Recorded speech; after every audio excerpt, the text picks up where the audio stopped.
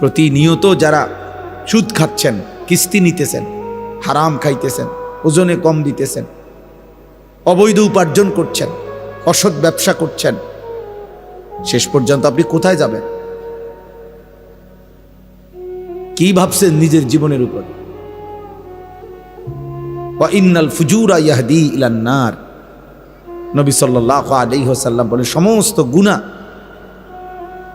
প্রতিনিয়ত মানুষকে জাহান্নামের দিকেই টেনে নিয়ে যাচ্ছে। প্রত্যেক গুনার ওই পিঠে আগুন আছে, গুনার ওই পিঠে আগুন আছে। এজন্য দোস্ত, বাবা, ভাই, সকলেই এটা বোঝা উচিত।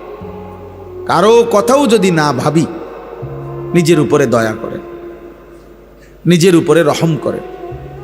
তো আগার মেরা নিহি বানতা না বন আপনা তো বন, তুমি যদি আমার কোনো উপকারে না আসো, এই দেশ, এই পরিবার, এই জাতি, এই সমাজ, এই রাষ্ট্র, যারা কেউ যদি তোমার দ্বারা কোনো কল্যাণ উপকার নাও পায়, তুমি নিজের জন্য কিছু করো।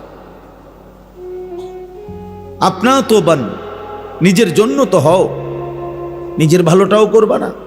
মানুষ এত বোকা হয়। একজন নওজোয়ান ভাই বলো, দোস্ত আমার,